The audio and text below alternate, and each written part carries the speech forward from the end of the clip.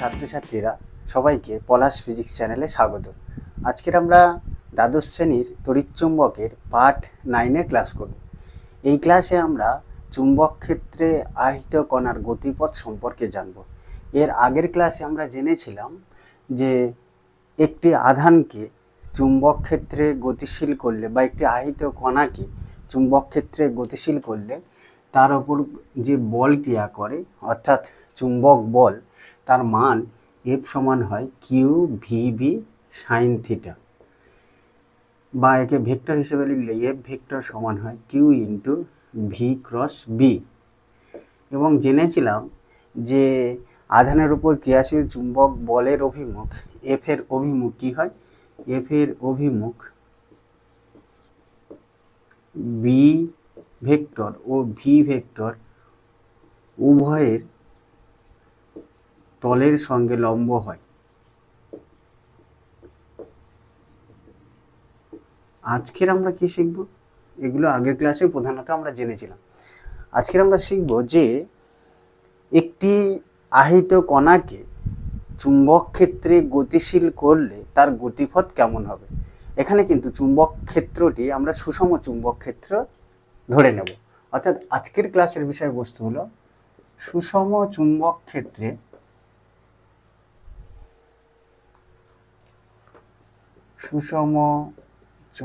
ক্ষেত্রে গতিশীল আহিত কণার গতিপথ।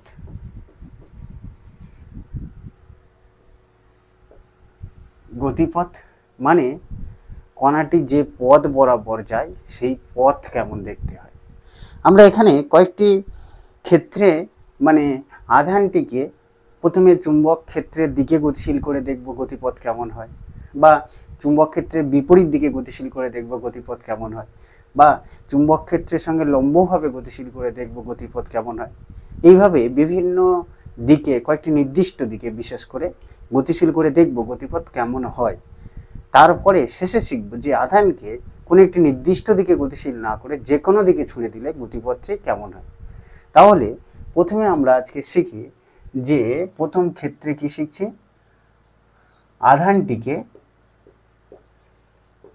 আধানটিকে চুম্বক ক্ষেত্রে স্থির রাখা হলো। প্রথমে এটা জানি, চুম্বক ক্ষেত্রে স্থির রাখা হলো। বিষয়টি কেমন যেন, যে একটি চুম্বক ক্ষেত্র আছে কোনো একটি স্থানে, আমরা কি করেছি, আধানটিকে চুম্বক ক্ষেত্রে রেখে দিয়েছি, মানে গতিশীল করিনি। ধরো চুম্বক ক্ষেত্রের অভিমুখ এদিকে, বি এর অভিমুখ, এখানে একটি চুম্বক ক্ষেত্র আছে, এগুলো হলো চুম্বক বলরেখা।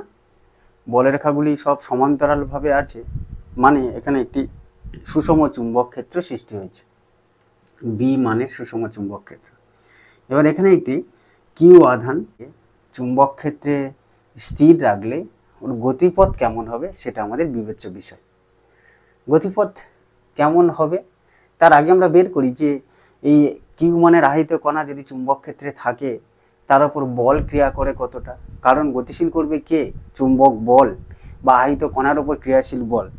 এখন দেখো আহিত কণার উপর ক্রিয়াশীল বল কত হচ্ছে, আহিত কণার উপর ক্রিয়াশীল বল কত হবে, F সমান 0 হবে। কেন, কারণ আমরা এই যে আগের দিন শিখেছিলাম আধানের উপর ক্রিয়াশীল বলের যে অভিমান রাশিমালা, আগের দিন শিখেছিলাম এই যে এই পার্টটা, সেখানে জেনেছিলাম যে যদি আধানটি চুম্বক ক্ষেত্রে স্থির থাকে, অর্থাৎ আধানটি চুম্বক ক্ষেত্রে স্থির থাকা মানে কি, বেগের মান যদি 0 হয় তখন আধানের ওপর কোনো বল ক্রিয়া করে না। আর এখানে যেহেতু আহিত কণাটি চুম্বক ক্ষেত্রে স্থির আছে তাহলে ওর ওপর কোনো বল ক্রিয়া করবে না। আর বল ক্রিয়া না করায় কি হবে, ওই স্থির বস্তুটা চিরকাল স্থির থাকতে পারবে। কারণ নিউটনের গতিসূত্র তাই বলেছিল যে বাইরে থেকে যদি না আমরা বল প্রয়োগ করি তাহলে স্থির বস্তু চিরকাল স্থির থাকবে। ফলে এই আহিত কণাটিরও কোনো গতিপথের পরিবর্তন হবে না, বা বিপরীতভাবে বলতে পারি ও চুম্বক ক্ষেত্রে স্থির থাকবে, কারণ ওর উপর কোনো বল ক্রিয়া করছে না, আর বল না ক্রিয়া করলেই তো আমরা কোনো গতিপথ পাবো না। তাই আমরা কি বলছি যে ক্রিয়াশীল বল শূন্য, ফলে আহিত কণাটি চুম্বক ক্ষেত্রে স্থির থাকে,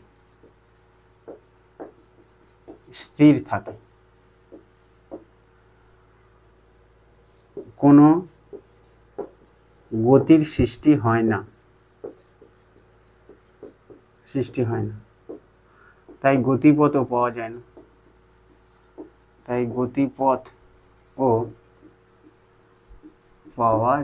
না, এই হলো গল্প। আধানটি চুম্বক ক্ষেত্রে স্থির থাকলে কোনো গতিপথ পাওয়া যাবে না। এবার দেখো এর পরের ক্ষেত্রটা করি, যে আধানটি চুম্বক ক্ষেত্রে দিকে গতিশীল হলে কি হয়, বা আহিত কণাটি চুম্বক ক্ষেত্রের দিকে গতিশীল হলে,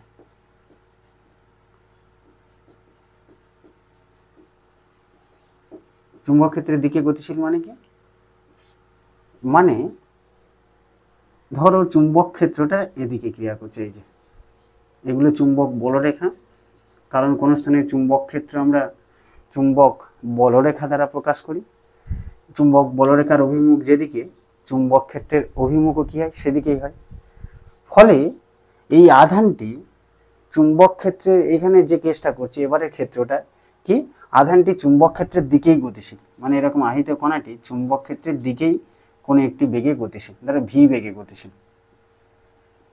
আগের কেসটা কি ছিল, যে আহিত কণাটি চুম্বক ক্ষেত্রে স্থির ছিল, এখন কি, এখন আহিত কণাটি চুম্বক ক্ষেত্রের দিকেই গতিশীল, ফলে এর উপর কিন্তু বল ক্রিয়া করবে, চুম্বক বল। কত বল ক্রিয়া করবে বলো তো, তাহলে আহিত কণার উপর ক্রিয়াশীল বলটা বের করি, কারণ চুম্বক ক্ষেত্রে আহিত কণা গতিশীল থাকলেই বল ক্রিয়া করে। আহিত কণার উপর ক্রিয়াশীল বল কত হচ্ছে, দেখো তো, ক্রিয়াশীল বল হচ্ছে এফ সমান কিউ ভি বি সাইন, ভিটা কি আহিত কণার বেগ, বিটা কি চুম্বক ক্ষেত্রের মান, সাইন কত ডিগ্রি হবে, সাইন 0 ডিগ্রি হবে। কেন, আমরা বলেছিলাম এই যে থিটাটি কার মধ্যবর্তী কোণ, বি এবং ভি এর মধ্যবর্তী কোণ। এখানে যেহেতু আহিত কণাটি চুম্বক ক্ষেত্রের দিকেই গতিশীল, ফলে বেগের অভিমুখ এবং চুম্বক ক্ষেত্রের দিকের মধ্যবর্তী কোণ 0 ডিগ্রি, তাই 0 বসালাম। ফলে কি হলো, দেখো এফটা কত আসছে, কিউ ভি সাইন 0 মানে 0, অর্থাৎ এখানেও এফটা 0 আসছে। চুম্বক ক্ষেত্রে স্থির থাকলেও কোনো বল ক্রিয়া করে না, আবার চুম্বক ক্ষেত্রের দিকে গতিশীল থাকলেও বল ক্রিয়া করে না।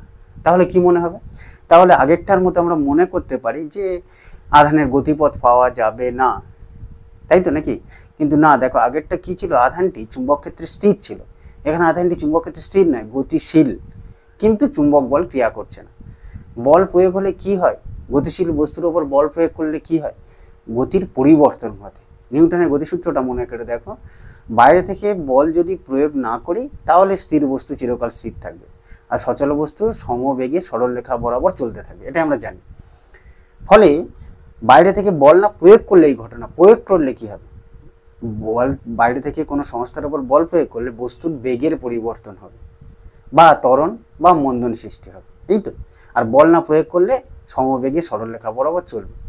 এখানে আহিত কণাটির উপর কোনো বল প্রযুক্ত হচ্ছে না, বাহ্যিক বল, যেহেতু আমি বাইরে থেকে কোনো বল প্রয়োগ করছি না, আর ক্ষেত্র চুম্বক ক্ষেত্রের উপর কোনো বল প্রয়োগ করছে না, ফলে ওর গতিপথটা কী হবে যেন, ওকে যে বেগে ছোঁড়াইছে সেই বেগেই, অর্থাৎ সমবেগে সরলরেখা বরাবর গতিশীল হবে। সমবেগে সরলরেখা বরাবর কোন দিকে গতিশীল হবে, যেদিকে ছুঁড়ে দিয়েছে, কোন দিকে ছুঁড়ে দিয়েছে, চুম্বক ক্ষেত্রের দিকে। কেন, কারণ ওর উপর বাহ্যিক বল শূন্য। নিউটনের গতিসূত্র থেকে জানি বল প্রযুক্ত না হলে সমবেগে সরলরেখা বরাবর গতিশীল হয়। তাই আহিত কণাটি এখানে কি হবে, যে বাহ্যিক বল শূন্য হয়, লিখব বাহ্যিক বল শূন্য হওয়ায় আহিত কণাটি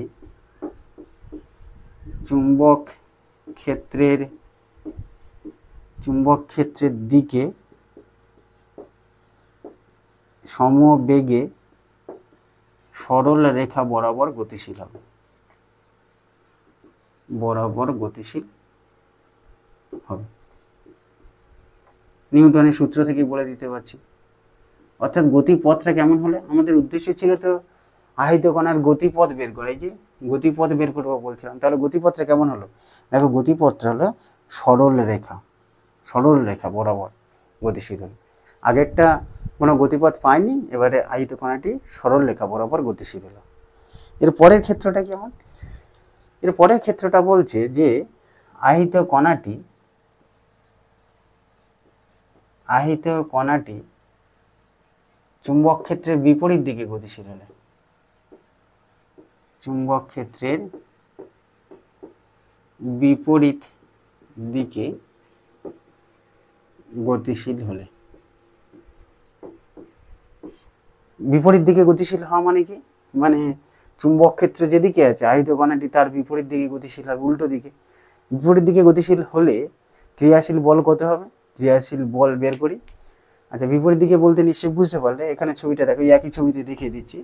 আহিত কণাটি চুম্বক ক্ষেত্রের বিপরীত দিকে গতিশীল, এইটা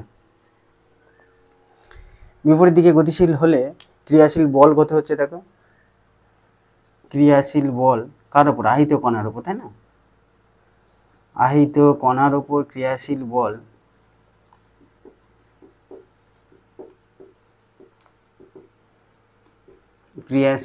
এফ সমান কত আসবে? Q v B sine 180 degree মানে 0।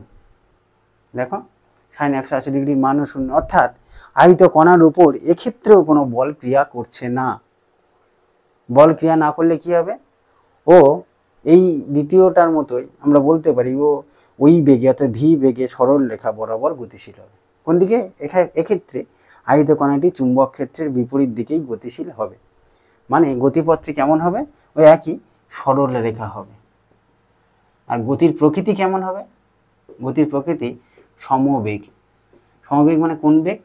আমি যে বেগে ওকে বিপরীত দিকে গতিশীল করেছি, আহিত কণাটি সেই বেগেই চুম্বক ক্ষেত্রের বিপরীত দিকেই গতিশীল হবে সরল রেখা বরাবর।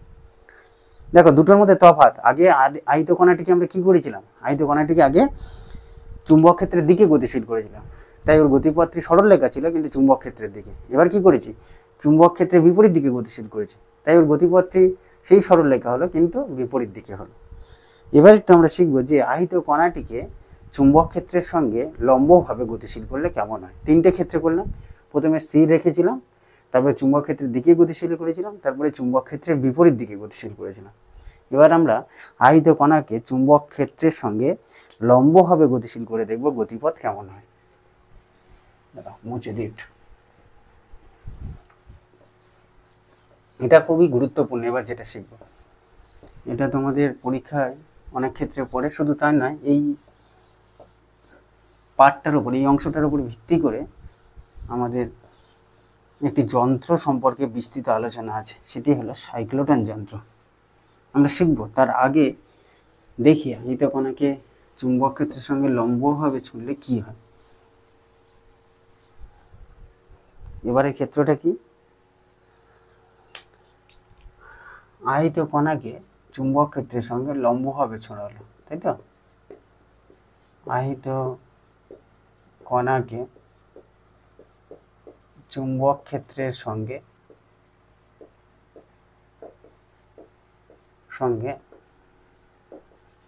লম্বভাবে গতিশীল করা হলো।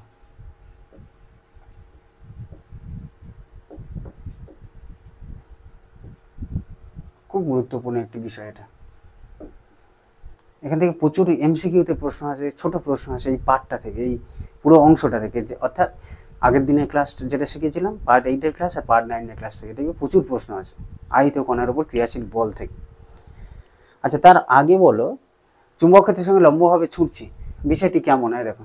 ধরো এখানে এরকম চুম্বক ক্ষেত্র আছে, এই চুম্বক ক্ষেত্রের ওই বোর্ডের তলের সঙ্গে এইভাবে আছে, আর আহিত কণাটিকে এইভাবে গতিশীল করে দিয়েছে, চুম্বক ক্ষেত্রের সঙ্গে লম্বভাবে গতিশীল করেছে। মানে চুম্বক ক্ষেত্রের অভিমুখের সঙ্গে আহিত কণাটি লম্বভাবে গতিশীল হলো। গতিশীল হলে গতিপথ কেমন হবে সেটা আমরা জানবো, তাই তো? তার আগে বলো, আহিত কণা, একটা আহিত কণাকে চুম্বক ক্ষেত্রে গতিশীল করলে আহিত কণার উপর যে বল ক্রিয়া করে তার অভিমুখ কিন্তু বি আর ভি যে তলে থাকে তার লম্বভাবে হয়। এটা আমরা জেনেছিলাম। যে এটা একটু লিখে নিই, তারপরে একটা গল্পটা লিখছি। আমরা এটা জেনেছিলাম কি, যে এফ এর অভিমুখ ক্রিয়াশীল চুম্বক বলের অভিমুখ, কি কি জেনেছিলাম একটু লিখে নিই, এগুলো লাগবে এক্ষুনি। ক্রিয়াশীল বলের অভিমুখ ভি ভেক্টর ও বি ভেক্টর সঙ্গে লম্ব হয়। আর কি জেনেছিলাম, আর ক্রিয়াশীল চুম্বক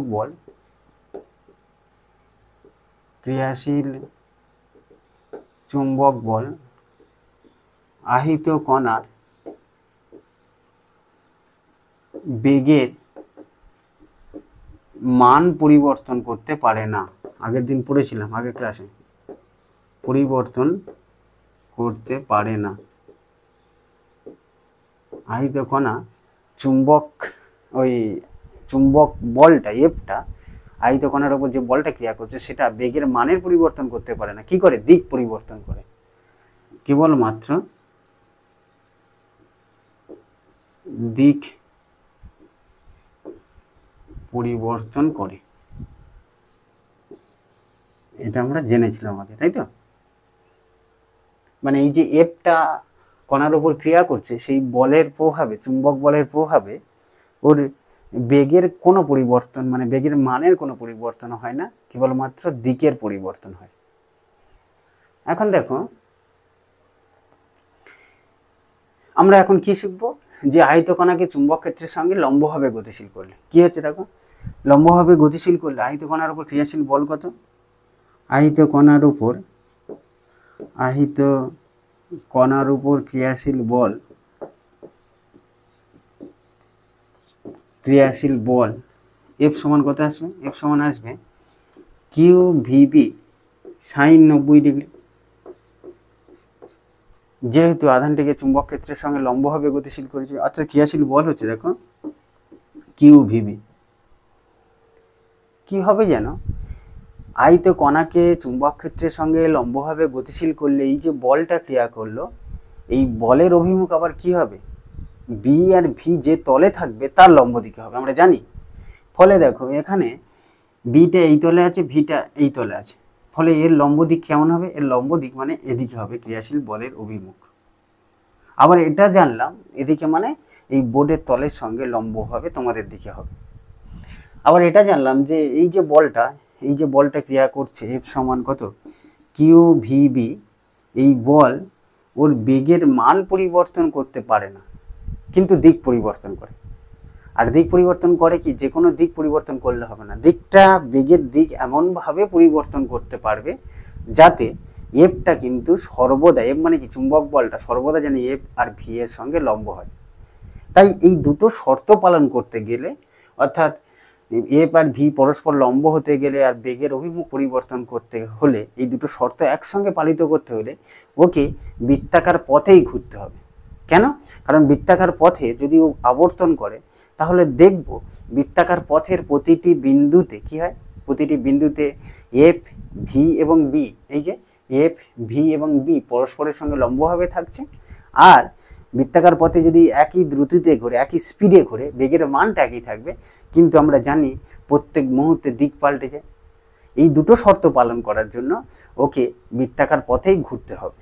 এখন তুমি বলবে, স্যার আগের ক্ষেত্রগুলো, আগের যে 3টে ক্ষেত্র আমরা শিখলাম, সেখানে এইসব গল্প আসেনি কেন? আসেনি কারণ সেখানে প্রথম দুটো ক্ষেত্রে দেখো, প্রথম দুটো ক্ষেত্রে কোনো বলই ক্রিয়া করছিল না। সব কটা ক্ষেত্রে কোনো বলই ক্রিয়া করেনি। চুম্বক ক্ষেত্রে স্থির ছিল, তখনও বল ক্রিয়া করেনি, চুম্বক বল। চুম্বক ক্ষেত্রের দিকে গতিশীল ছিল, তখনও ক্রিয়া করেনি। বিপরীত দিকে ছিল, তখনও ক্রিয়াশীল করেনি। কিন্তু এখন চুম্বক বল ক্রিয়া করছে, ফলে চুম্বক বল ক্রিয়া করলে এই দুটো শর্তকে অবশ্যই পালন করতে হবে।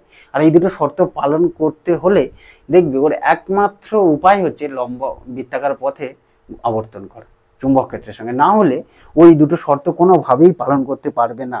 মানে গতিপথের প্রকৃতি যদি অন্য কোনো রকম হয়, তাহলে দেখবে ও আর বৃত্তাকার পথে ঘুরতে পারবে না। তাই আমি ছবিটা কি আঁকছি জানো, ধরো এখানে এই ছবিটা চুম্বক ক্ষেত্র অভিমুখটা বোর্ডের তলের সঙ্গে না আঁকে বোর্ডের তলের লম্ব দিকে আঁকি।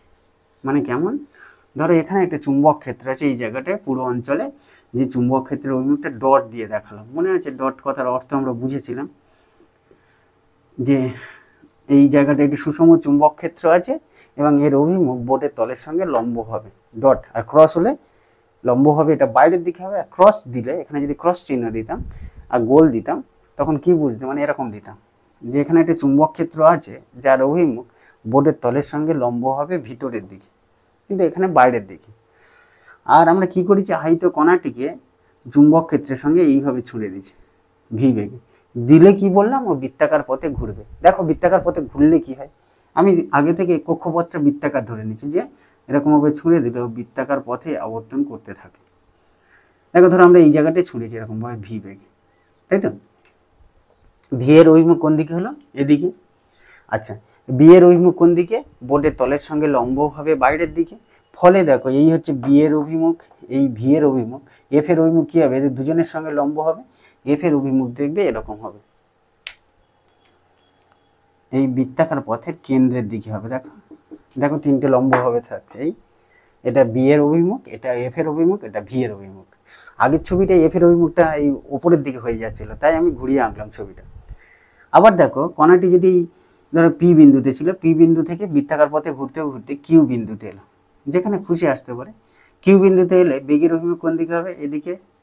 চুম্বক ক্ষেত্রের অভিমুখ তো এই বোর্ডের তলের সঙ্গে লম্বভাবে বাইরের দিকে হচ্ছে, আর বলের অভিমুখ দেখো এদিকে হবে।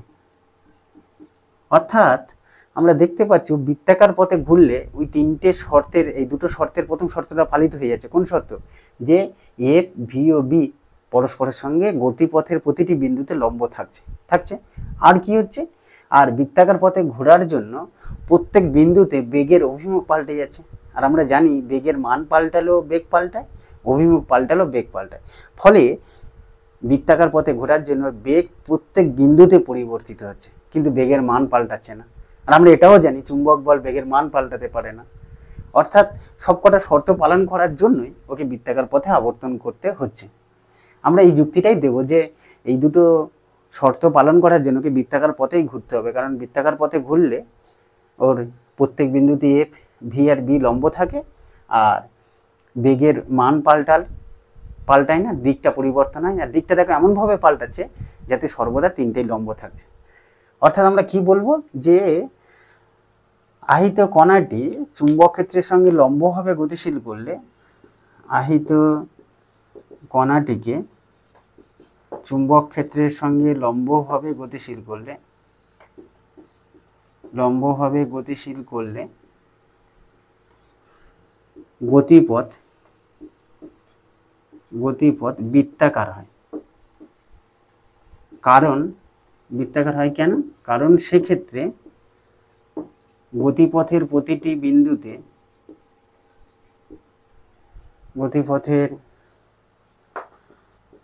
বিন্দুতে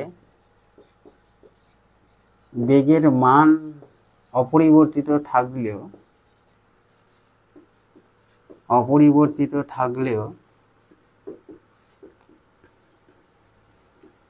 কি হচ্ছে, দিক পরিবর্তিত হয়। প্রত্যেক মুহূর্তে দিক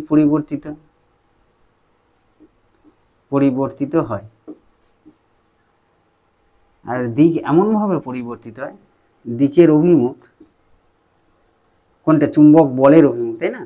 আর চুম্বক বলের অভিমুখ কি হচ্ছে, বলের অভিমুখ সর্বদাই ভি ও বি এর সঙ্গে লম্ব থাকে, তাই ও বৃত্তাকার পথে ঘোরে। বোঝা গেল। অর্থাৎ চুম্বক ক্ষেত্রের সঙ্গে লম্বভাবে ছুঁড়ে দিলেই ও বৃত্তাকার পথে ঘুরতে থাকবে।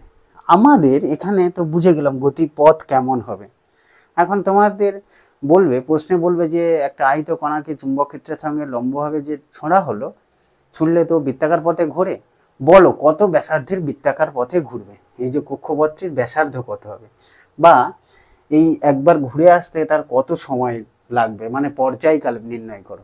এগুলো নির্ণয় করতে দিতে পারে, আমরা সেগুলো একটু বের করব। আমাদের কাছে এটা নিশ্চিত, আমরা এটা জেনে গেলাম যে চুম্বক ক্ষেত্রের সঙ্গে লম্বভাবে ছুঁড়লেই ও বৃত্তাকার পথেই ঘোরে, এটা পরিষ্কার হয়ে গেল। এবার আমরা বের করব যে এই বৃত্তপথের ব্যাসার্ধ কত হয় বা বৃত্তপথে ঘুরতে কত সময় লাগে। তাহলে আমাদের এবার শিখবো, উপরে হেডিং দিলাম, এগুলো মুছে নিই।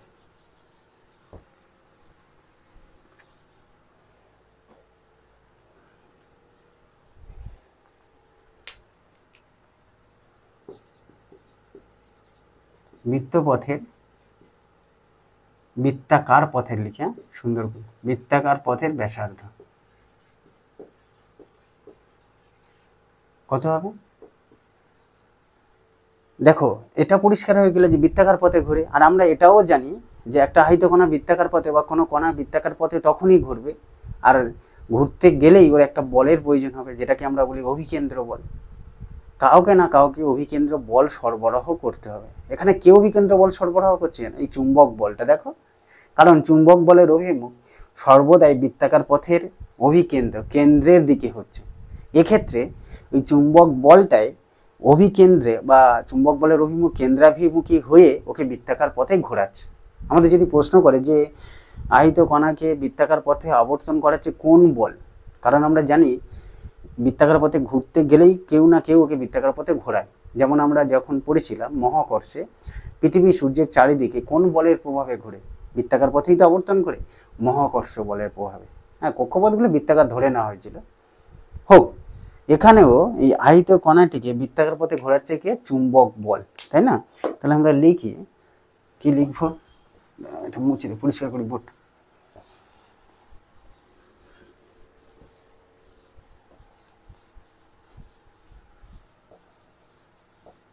কি, চলো লিখবো, আহিত কণাটিকে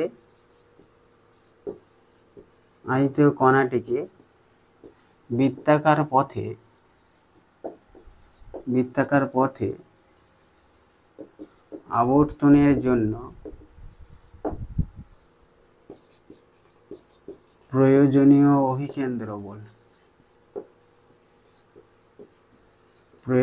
অভিকেন্দ্র বল চুম্বক বলই সরবরাহ করে। কি করে বুঝলাম? দেখো, অভিকেন্দ্র বল মানে কি বললাম? কেন্দ্রাভিমুখী বল। আর এখানে অভিকেন্দ্রের দিকে কোন বলটা কি করছে? চুম্বক বল। আর আমরা জানি বৃত্তাকার পথে ঘুরতে গেলেই অভিকেন্দ্র বল প্রয়োজন। তাহলে অভিকেন্দ্র বলটা কে দিচ্ছে? চুম্বক বলটা। চুম্বক বলই অভিকেন্দ্র বল সরবরাহ করে। ধরি আহিত কণার ভর m, বেগ v ও বৃত্তাকার পথের ব্যাসার্ধ। আচ্ছা, বেগের মান কিন্তু কি থাকবে? বেগের মান প্রত্যেক বিন্দুতে একই থাকবে, তাই না? দিকটা শুধু পাল্টে যাবে। তাই বলছি বেগ কত? বেগ v ও বৃত্তাকার পথের ব্যাসার্ধ কত ধরছি? পথের ব্যাসার্ধ ছোট হাতের r। তাহলে প্রয়োজনীয় বৃত্তাকার পথে আবর্তনের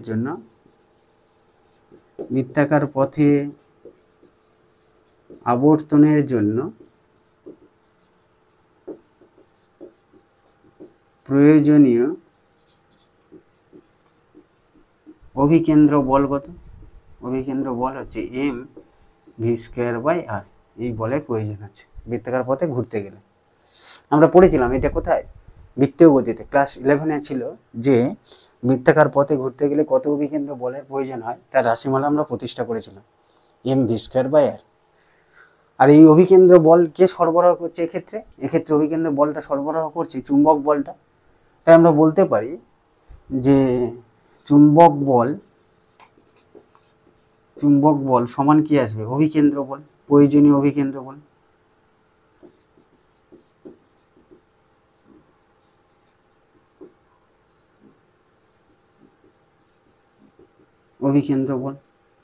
অর্থাৎ কি?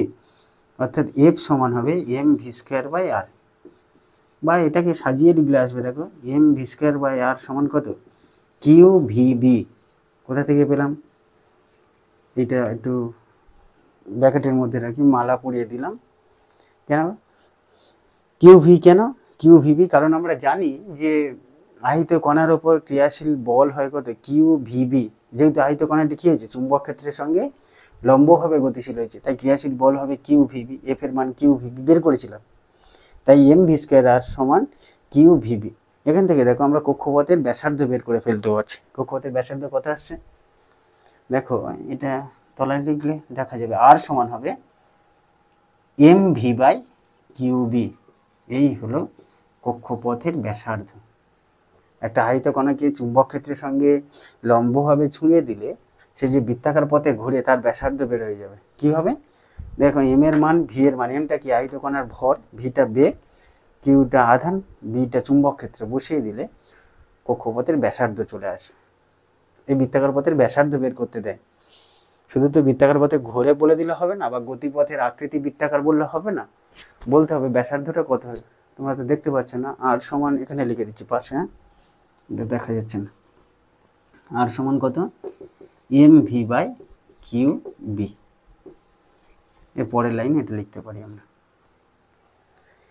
আরও একটা জিনিস এখানে গণনা করতে দেয়, যে বৃত্তাকার পথে ঘুরে তো বৃত্তাকার পথে ব্যাসার্ধ বের করলে আমাদের বের করতে যায় যে পর্যায়কাল কত হবে, অর্থাৎ একবার আবর্তন করতে এই যে বৃত্তাকার পথে ঘুরছে, সেই বৃত্তাকার পথ ঘুরতে তার কত সময় লাগবে। আমরা একটুখানি পর্যায়কালের রাশিমালা বের করি। যেটা আমরা কি বের করবো এবারে, পর্যায়কাল। পর্যায়কাল মানে একবার ঘুরতে কত সময় লাগে। এগুলো মুছে দিই, দাঁড়া।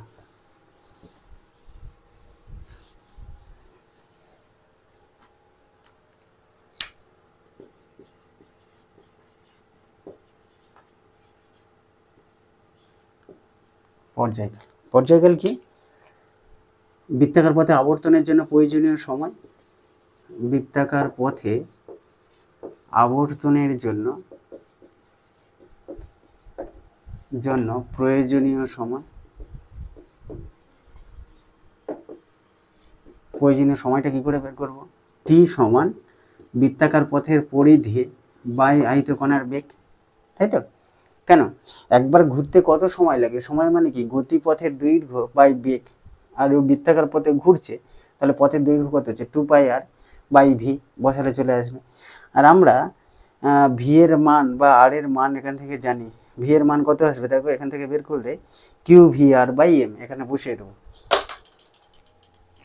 একটু বসিয়ে দিই, কি বসাবো, যে 2πr, আর এর মান বসিয়ে দিই। আর এর মান বসালে কত আছে, এম ভি বাই, তলায় কত আছে ভি থাকছে কিউ বি, অর্থাৎ ভিবি কেটে গিয়ে কত আছে দেখো 2πm বাই কিউ বি।